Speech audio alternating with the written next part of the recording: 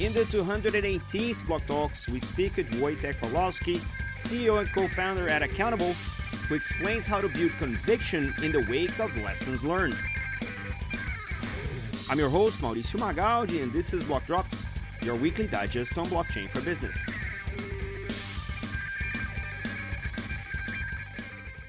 These news are not a form of endorsement, sponsorship, or encouragement for consumption, and are meant for educational purposes only. All right, everybody. I'm here with Wojtek Pawlowski, who's going to tell us who he is and what he does with blockchain. Wojtek, welcome to BlockTalks. Nice to meet you, Mauricio. And I told you off the record that perfect pronunciation of my name, which is very, very rare. I will thank Dr. Slewinska, my colleague at Shielded, where we build Midnight. She's a Polish doctor, and she teaches me a lot about the language. So I appreciate she doing that, and thanks for the compliments, but it's all her credit. Let's get started from the top. Who you are and what you do with blockchain. Who am I can be a very philosophical question, right? Because sometimes I don't know even, but let's try to tell you in a bit more simplistic way. So I am 29-year-old male from Warsaw, Poland, that moved to Amsterdam when I was 18 and was studying there quantitative finance.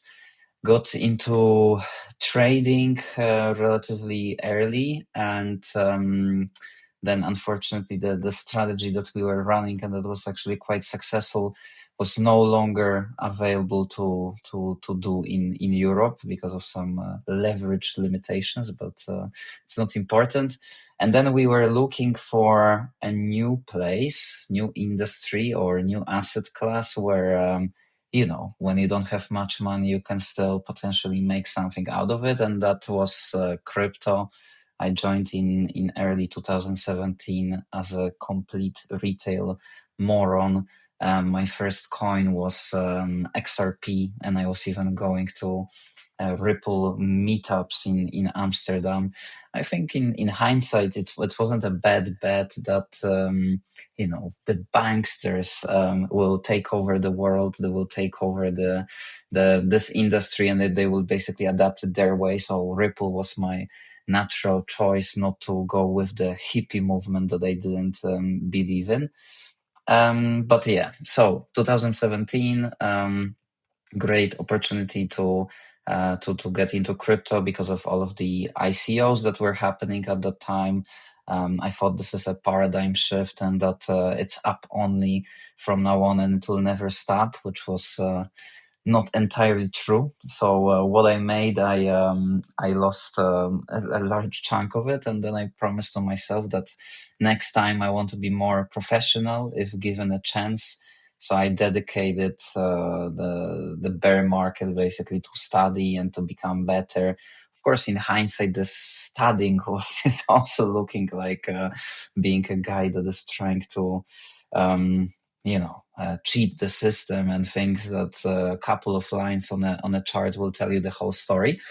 But I joined professionally to the space in 2020 after finishing my master's, when Maven 11, which is a venture fund out of Amsterdam, hired me as an intern. I was their third employee. We were only managing like 15 million at that time. And then I was quickly assigned to run our credit arm, which in hindsight, again, some intern or early employee straight after university to run a credit arm, that's a bit brave. Of course, I had some people around me, so I wasn't alone. But then we invested in Maple Finance, and I started running the pools there, where we were lending capital to all of the well-known market makers. It got to a very decent size. We're managing across all of these pools like $500 million in capital. And this is when I made all of my institutional connections, let's put it this way. And unfortunately, 2022 came, And some of these naughty borrowers that were self-reporting as their amazing counterparties are no longer with us. And unfortunately, we had one very, very nasty default with orthogonal trading being the launching partner of Maple, good friend of theirs. So there was a lot of trust assumption there. But the guy was basically falsifying everything on the financial front, and then he blamed everything on FTX, and 36 million in loans went to zero overnight. You need to call your LPs, explain them that you didn't have means to verify nor monitor that they are telling the truth, and look them in the eyes and say sorry. That's it. So that was actually the trigger why we built accountable in the first place, to be able to come back to those people and tell them, okay, after all these years, I'm sorry, but now we have something fundamentally better, so you can look at the space with more confidence than ever before. That is the superhero origin story, if you ask me.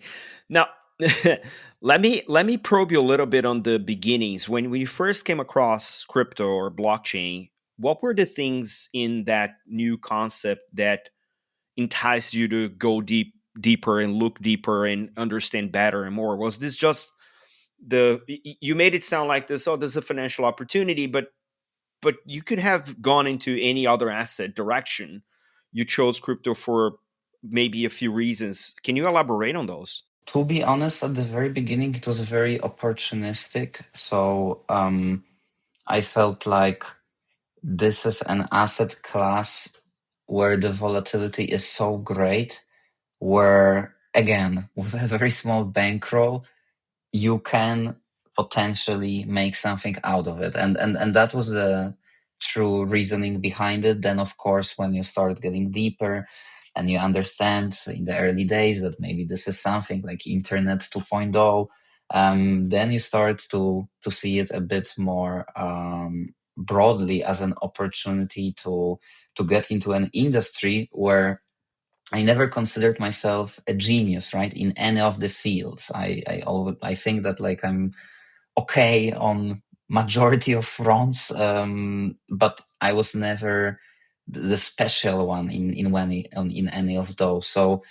then I realized timing. It's probably one of the best advantages I can have, and if I bet enough on being one of the earliest people in the space, which has a relatively high chance of becoming mainstream at one point, then you don't need to be the best, right? MySpace wasn't the best platform, right? Facebook was better, but people that made MySpace still made a lot of money, right? So you don't need to be the best. You need to be where the opportunity presents itself, and that was the reasoning. So you know, I don't need to tell the obvious arguments behind crypto, that I remember my dad was sending me money when I was in Amsterdam, right? So European Union, basically same banking system, although Polish zloty versus euros. But my dad was sending me cash from his euro account to my euro account, and it was still like 2 days of waiting, right? It's absolutely insane. So these were these obvious arguments that got me to it. And again, I got only more sucked in because I saw a bigger financial opportunity in it day by day.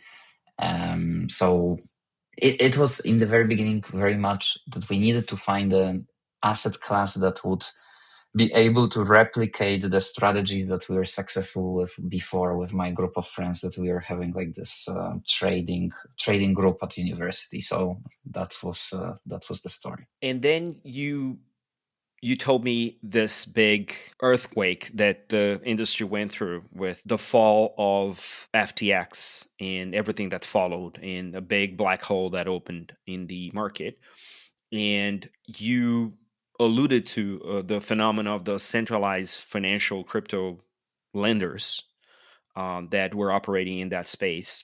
That is something that could potentially test your conviction on the underlying fundamentals of the industry, but you kept your cool and you kept yourself involved and engaged in the industry, and that kind of created the thinking that then led to accountable. What kept you here then? The biggest doubt I had when USDC depegged, because it was this day when I realized you can leave Binance because everybody was saying Binance will go down. I was basically waking up every day only waiting what's gonna go down next. And when you wake up and you're in those USDC that you in this USDC that you think nobody can touch it and this is your safe haven, and that also fails, then I was like, we are doomed as an industry, because who the hell would stay in all of those cryptos that can depeg overnight, right? So it wasn't easy always, and I also had doubts, but I just wanted to make sure that so like the concept of our product first started that we need to cure under collateralized lending space.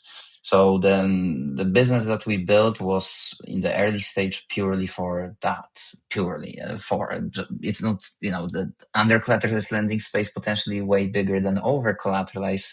So it's not a small problem to tackle. But then we realized that almost everything in this industry relies on self-reported truth. And, like sometimes people have audits, but these audits are 1 year lagging. And in such a dynamic space, you need to know that what you hold in your hands, this token, or that this exchange where you hold your money, or this borrower that you're facing, or this yield-bearing so-called stable coin that you just bought, it's worth something, and it is required for all of the parties in the ecosystem to know it. Oracles need to know it. Lending markets need to know it. Users need to know it. So um, it's not. I knew that this needs to change. But to be honest, I'm very glad to see that now that we are like live, and not for actually such a long time. This became one of the main themes on the market, which again, timing is everything. If I would launch this product 4 years ago, probably nobody would care and I wouldn't be sitting here. And there were some people that were trying to do it, like Credora, which was partially an inspiration to what we do, and try to redo it in a better way that would be actually usable by market participants. But they're no longer in the business, right, at all. They just let it go basically, and they're no longer continuing. So again, timing and a bit of luck and personal experiences is what led me here. Well, what kept you here, more importantly.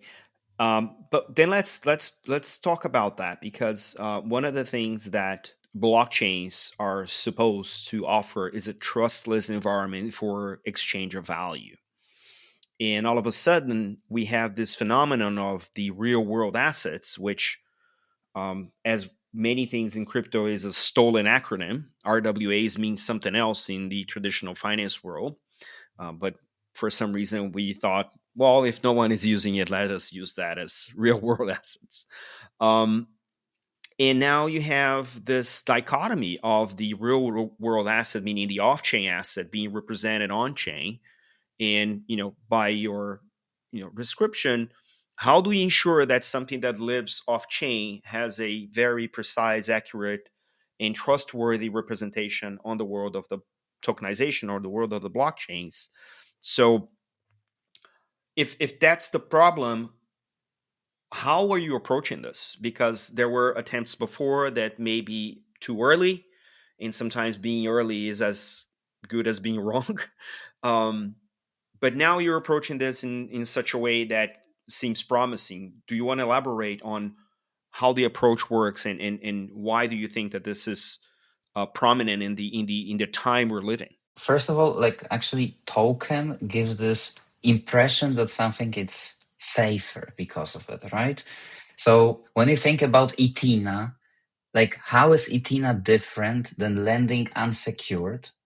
The only difference is that you get some token in exchange that it's supposed to represent that activity that these guys are actually trading with your money in some place, and you trust them that they do it. Like, for me, that's unsecured loan with a token being the receipt of that loan and the interest that accrues to that token. So, you know, unsecured lending is dead, but on the other hand, everything is unsecured lending. And why this is actually happening? Because the opportunities in pure DeFi are just too limited at the moment, and probably they will maybe always be. I don't want to speculate, but um, the traditional finance market and the opportunities there, now they have this big influx to the on-chain world. And as you said, we need to make sure that if this off-chain activity is the one that is actually generating the performance, the token should represent that. So first thing that that needs to be tackled is the privacy of the people that are running the strategy. Especially if we talk about this yield-bearing assets, these are basically tokenized hedge funds. Hedge funds by nature, they're not gonna give you their wallet addresses. They're not gonna give you their API keys to their Binance account, because behind those keys, there's their whole IP. And that's why, let's say somebody, it's called Flow Traders and it's listed on Dutch Stock Exchange, and versus a guy that you never heard about. Both do the same thing, but behind those keys, there is a secret, basically, why they are this good. So we need to understand it, and that was always the argument also with the borrowers at Maple, that like we just cannot give you, no matter how much we like you, access to our accounts. So that needs to be protected, and that's understandable. On the other hand, people deserve transparency, right? So how to solve it all together? And the way how we do it, and that combines both of these things together, is that we built a software that utilizes cryptography and that enables these parties to prove by themselves their off-chain and on-chain activity in real time without any of this API or wallet sharing to any third party. They run our software in a local infrastructure, and this on a dedicated machine. This machine is segregated from everything else that they are doing. So there is no possibility to like infiltrate any from that. So you run this machine, it can be even rented in private cloud. There is our software in it. And we are building direct integrations, so-called connectors, to all of the venues that these parties are using. Venues, basically data sources. This can range from banks, exchanges, custodians, brokerage accounts, DeFi, absolutely everything. We support over 70 at the moment. So it's very hard, at least in crypto, to find something which we don't support. Of course, in traditional finance, this list is very long, so we are constantly adding that.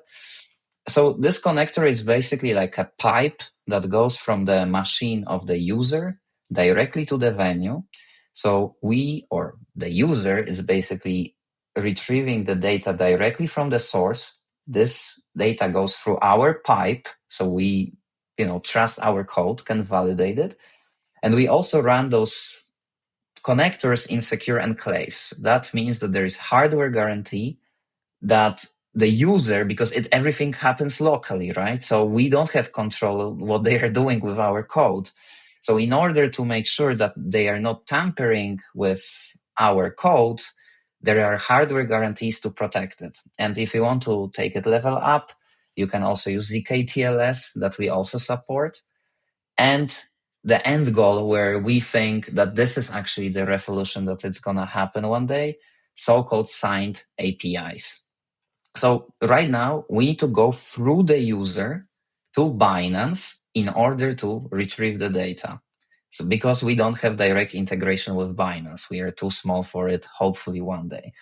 For example, OKX invested in us, so maybe we have a chance to be pioneers with OKX. But now we need to go through the user and create this safe connector that we trust. But if the venue in the API response in the header would basically say, I vouch for this data, then this whole thing wouldn't be needed. And it's the same like with images and with everything, right? Like there needs to be the switch, like HTTP to HTTPS back in the day. So we are ready for it. To be honest, for people, it's like take our code in 30 minutes, you have it. But is it a priority for people? Right now, not. So this is the solution. And this system is very scalable. You can generate basically your financial image. And it's not only just retrieving the data here and there. Oh, I have 100 million in my bank account. No, this is a very complex system where you can basically constantly run all of these proofs and all of these data from different venues and generate proofs. I'm market neutral across all these venues.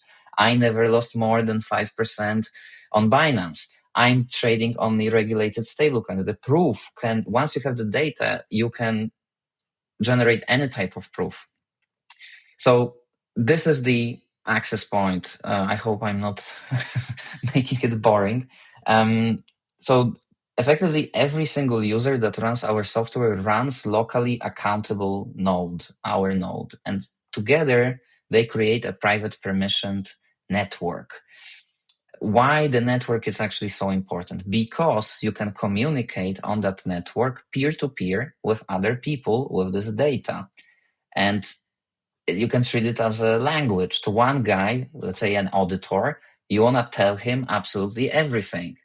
To another guy that asks you a very specific question, what's your exposure to Bybit at the time of Bybit hack? Here is the answer, and you can trust it.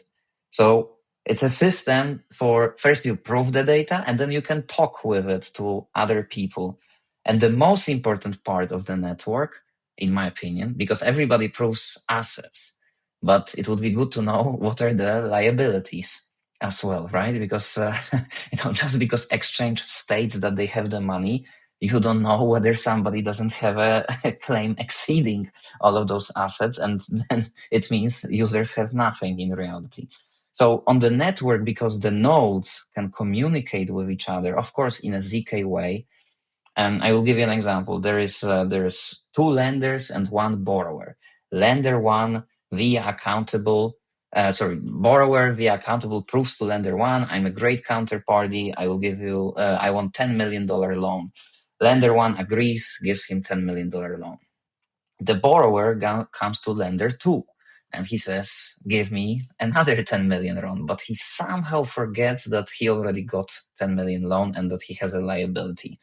Then the nodes of the lender, of the two lenders in an automatic fashion would communicate with each other, not telling that it was a 10 million loan at 10% rate, but saying that this guy is a liar because the network recorded liability.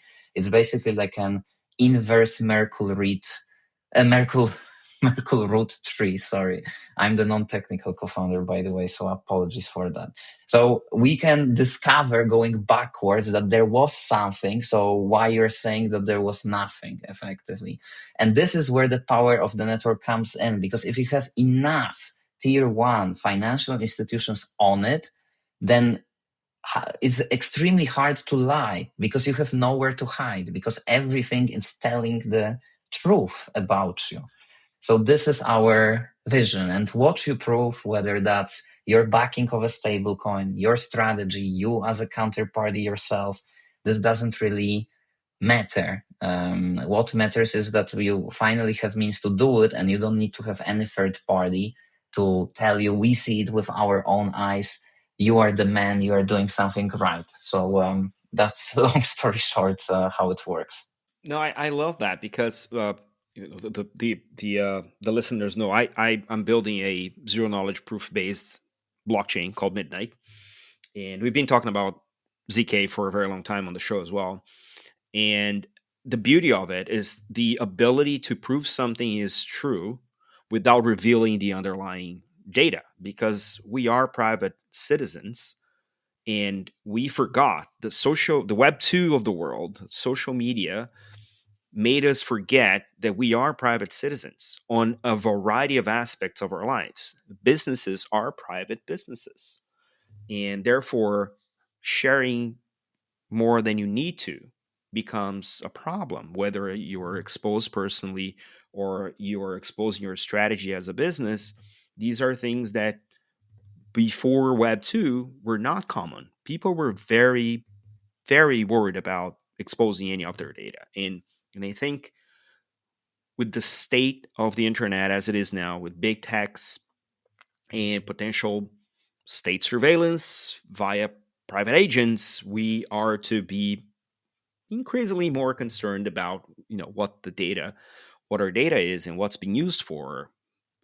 It will ultimately be used against us. So I love that there are many projects like Accountable and Midnight and others that are leveraging this new state of cryptography to enable that degree of privacy, but also that degree of trustworthiness in ways that were not possible before. And it's spectacular.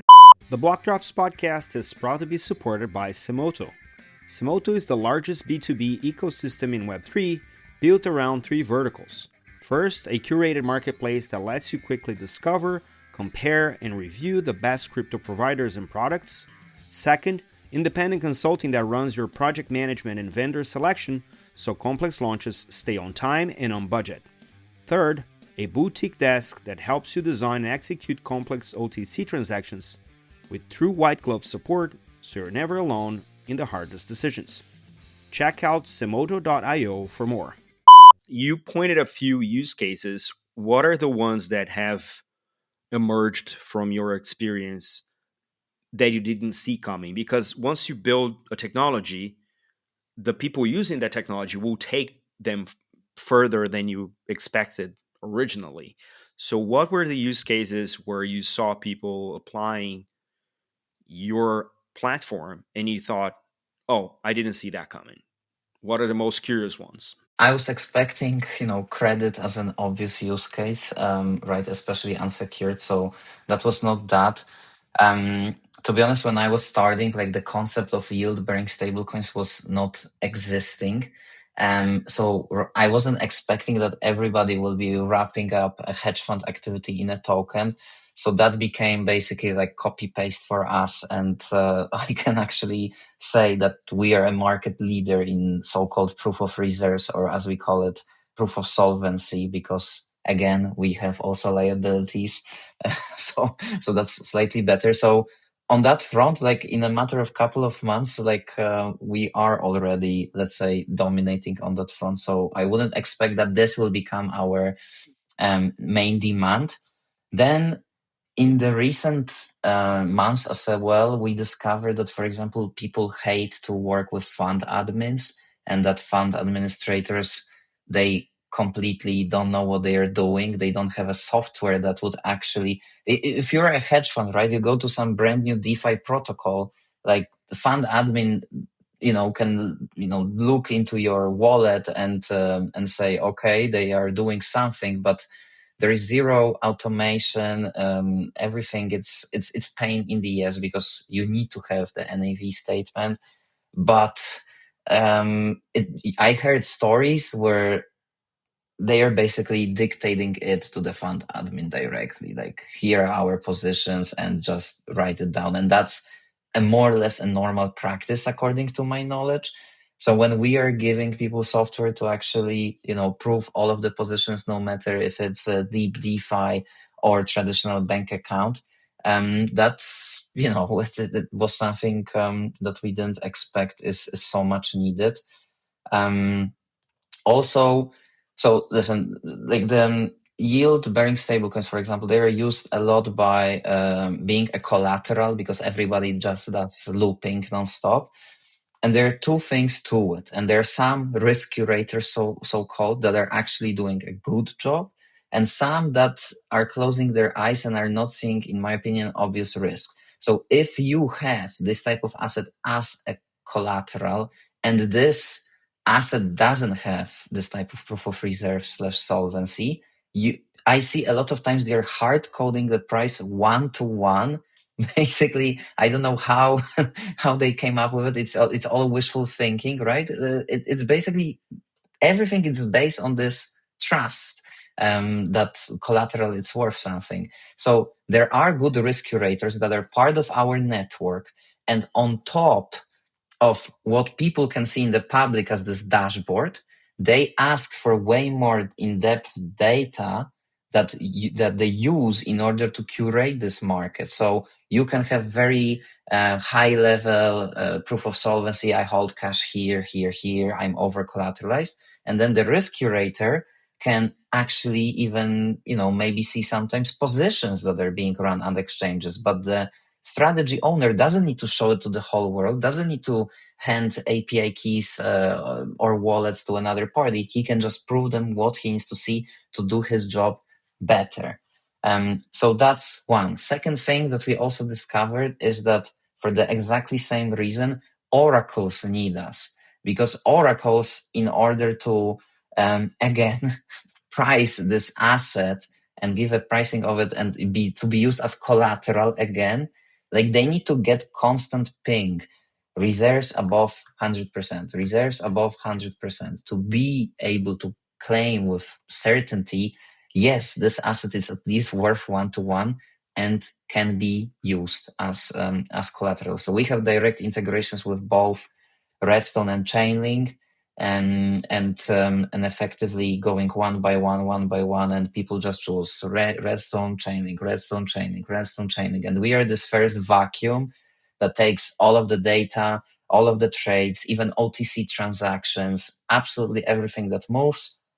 You prove it, you create from it like the transparency feed, and then oracles take it, put it on chain, and rest of the blockchain world can use it. So I didn't foresee that to be the main business. I was always like credit, credit, credit. Of course, there we are also doing a good job, but it's just the general trend that people, instead of facing the whole entity and lending directly to them, they started facing tokenized strategies or products, where somebody like Amber Group right now is tokenizing their arbitrage strategy. Maybe soon they will do, I don't know, covered calls. So instead of doing everything under one umbrella, they basically separated, and people can invest in those separate products, and then it would be good to know that that these products are actually run properly. So that's why I'm actually very bullish on our business, because this doesn't look like it's going away. And once, maybe if we have time, I will tell you a bit where we are, I think, with some analogy. So in 2017, when ICOs started to be a thing, I actually wrote my bachelor thesis how to determine the characteristics of an ICO before it starts, to know that on the first day of listing at exchange, it has a higher chance of making money with it. And there were things like hard cap, GitHub code available, because that wasn't obvious. And one of these components that I didn't prove it changed anything, but was still seen as a green flag, as something trustworthy, was a smart contract audit. It was optional. It wasn't mandatory back in the days. It was good to have. It was a signal that these guys treated seriously. Right now, you wouldn't put $1 to a place without a smart contract audit. So I feel like we are a bit like smart contract auditors in 2017, where now it's an edge, it's an advantage to prove to people that I'm worth your money. You can sleep well at night. Don't chase another extra 1 percentage point of APY somewhere else and go to some black box. Come to me and feel okay with it. So right now it's an edge, but soon it will be a necessity, because if there is enough people proving their worthiness, then the rest of the guys start to look more and more like scammers, like people you don't want to do business with. So in this good scenario, we would be then the only auditor in town, which sounds like a pretty decent business. But that's why we need to move fast. We need to become a standard in financial verification, because the only standard survives. There is no second best. So we have some head start, but competition never sleeps. It's speaking of never sleeps. how do you keep yourself healthy at the heightened age of 29, living in the industry that does not sleep? How do you keep yourself sane and healthy? Do you have a routine? Are you looking for one? What's the status there? Listen, unfortunately, I have some bad habits. I'm still smoking cigarettes, not a lot, but unfortunately, I started too early, and then it became a thing. I'm a sporty person in general. Always have been. I was playing tennis semi-pro when I was younger. A lot of football in various different clubs. Now I do some Muay Thai, going to the gym, running a little bit. But for example, today it was raining like crazy, and I was like, "Oh, maybe I'm not gonna make it on time with the with the podcast." So I skipped, and I feel bad about it. But there are more important things. So Yeah, blame it on the podcast. yes. So long story short, it could be better. It's not bad. Definitely, I have big problem with routine at the moment because my life evolves around traveling nonstop, and I actually miss like a month of eating clean, not drinking alcohol, going, I know, 5 times a week to do some sport.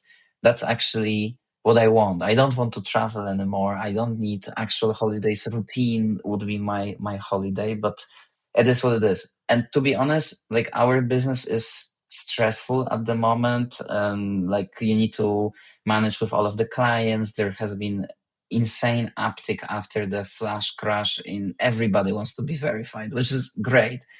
The problem will start because we also, I didn't touch on it, but on top of the verification, we also have the liquidity layer, which is launching in November. This is basically a very customizable vault infrastructure where counterparties that verify themselves, I'm worth your money, can come in and do their financial product directly on our rails, whatever that product is.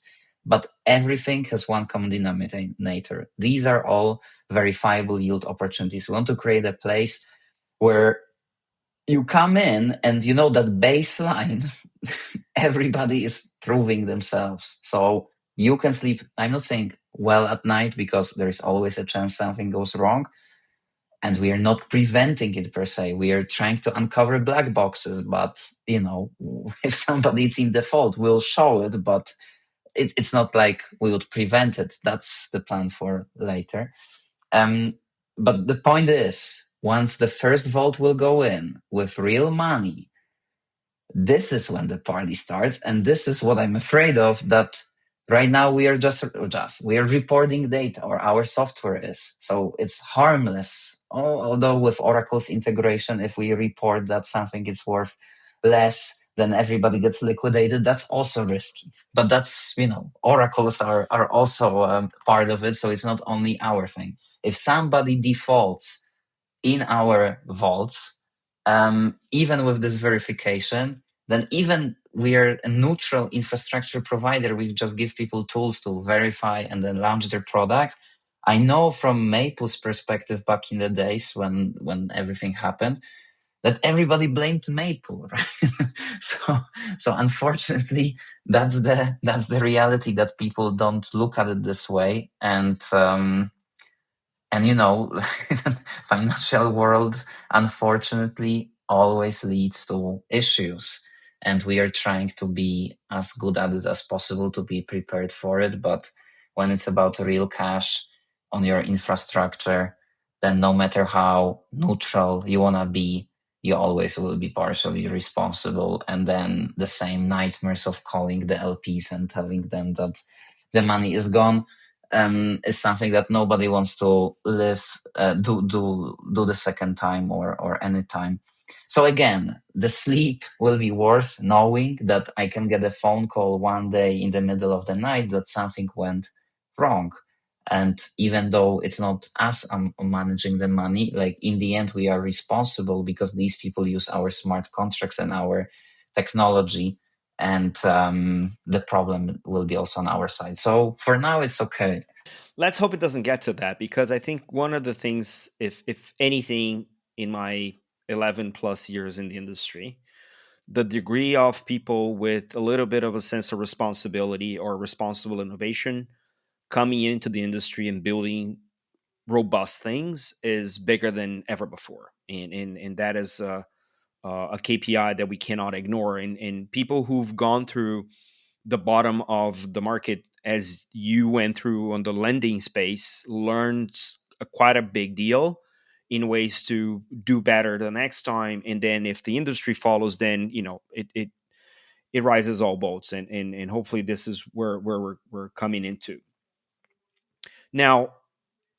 In terms of the industry, is there anything, or one thing better, is there one thing that you think we need to fix now to avoid working another 15, 20 years and then realizing we didn't fix, and then, oh my god, we're back to square one on that?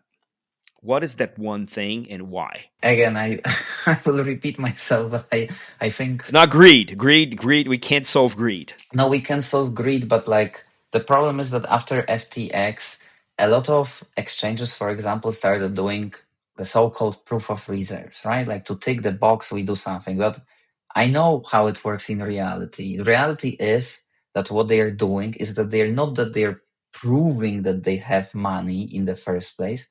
They self-report that they have money, and then they tell their users that against the self-reported claim, you can check that you're part of it, right?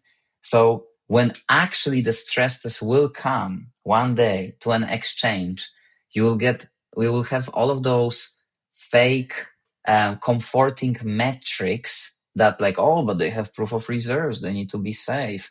Like it's bullshit unless we heal the industry and people will actually lay the fundamentals of understanding who has what and how much you can trust it. And then, you know, the basically the links between people also could be restored and healthier. But right now, it's like the things are better on that front, and it's not looking like new FTX will happen anytime soon. But unfortunately, the black box mentality is still here, and all of those BlockFi, Genesis, Celsius, and so on. People tend to forget about these things, why they didn't work out, what was wrong about them. So that's why our mission is to educate as much as possible. And I feel like if not us, then somebody else will need to do it anyway. Because if we want to be treated seriously as an industry and actually have all of those trillion of dollars from TradFi come here, it's not, it cannot look like this, and it needs to be adapted to the regulatory requirements, compliance requirements that we know from our world, the real world. And you know, everything is centralized. Like you want to get some data from interactive brokers on some party, yeah, then interactive brokers will tell you. But here you can go to so many different places that are completely disconnected with each other, that if you cannot somehow prove this activity, it becomes extremely messy, and the risk of operating in that is just extremely high. Best example of it, Etina in DeFi was basically again hard coded 1-to-1, right? $12 billion asset on which a lot of layers of DeFi, even Aave, rely, was hard coded 1-to-1, right? Like like nothing against Etina, don't get me wrong, but like this is not serious. It's not how things should work. So I think there is still a lot of this vagueness and a lot of this like semi okay things that one day will backfire. Or also the recent example of this flash crash, right? Like Atom was trading at zero basically, right? Like that's, you know, a lot of weird things, and that's why I still think that we have quite some time to get to a maturity for people with serious cash that would come in and really like dedicate not 1% of what they have, but 50, 60, 70 to feel fully comfortable with it. Oh, and don't even get me started on the agentic economy Um, that will need verifiable internet for everything if this is to be really, just pervasive. When you talk to people from your earlier background that didn't work with crypto and they see you now, Wojtek, a new Bitcoin all-time high. How do I get in? Which is usually what happens. How do you onboard these people to crypto? Is this something you do? How do you have a welcome to crypto, kit bundle you offer people?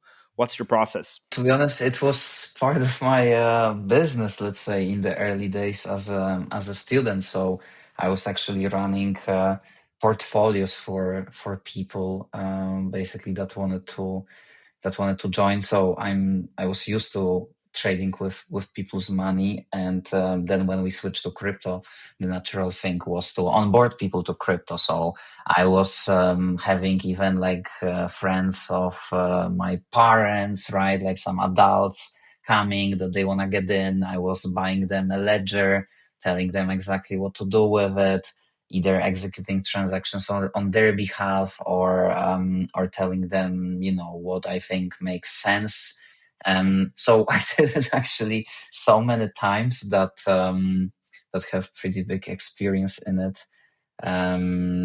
It's just, to be honest, this time nobody asked me how to get in crypto this cycle. So this only shows that retail mania definitely not here, and maybe Or you onboarded everyone you could? or I onboarded everyone. But I remember that back in the days when I was starting, actually my uncle, he came to our house, to the house of my parents, and he was like, "Oh yeah, I watched this documentary on Canal Plus, Canal Plus. Sorry, I said it in Polish, like the French television. That like crypto, it's a scam. It's only for money laundering and so on." And he's like, "What the hell are you doing?" I think it was at the time when I was starting to be an intern at Maven 11, and he was like, "What the hell are you doing? You need to have a plan B. This doesn't look like it's gonna work out." So I think now, after all these years, he can agree that listening to some documentary on TV, it's not probably the most profitable strategy altogether. But now we are certain crypto is going nowhere. The technology is here to stay, and only how it's gonna be shaped later on, it's still relatively TBD, or will be the place of Bitcoin in grand scheme of things. Will you, have countries using it as means of exchange to buy oil between each other? Will it ever be used by regular normies for something else than holding it?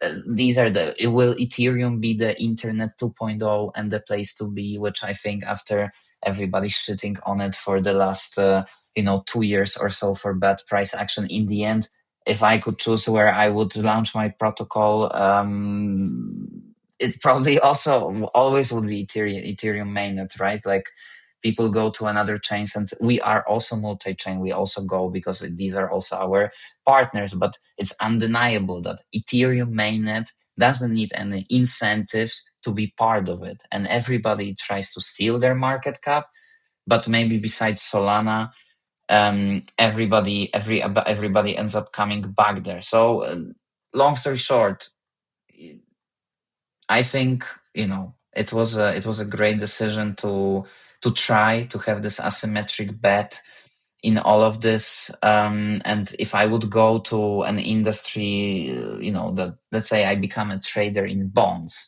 then I would need to beat 100 years of people trying to be better with each other. And here, there's so much to be done that you don't need to be the best to have some decent results. Love that. How can people learn more about you, about Accountable, and get in touch? What's the path there? So first of all, our Twitter, Accountable Data. There is also the LinkedIn, I think also Accountable. My personal Twitter, Wojtek Pawlowski. We actually just announced our fundraising yesterday, so my inboxes are booming. This was our second fundraising. This one was led by Pantera. So all in all, I think everybody is gonna hear about us, and there is no choice. You will be sticking around for quite some time, and and trying to make a better space for everybody. So you don't need to look on social media. You will just see us sooner or later anyway. Sorry. Awesome, man. So thanks for coming on the show. It was a real pleasure getting to know you a little bit better. And hopefully we'll bump into each other in a crypto conference somewhere. Thank you. Thank you.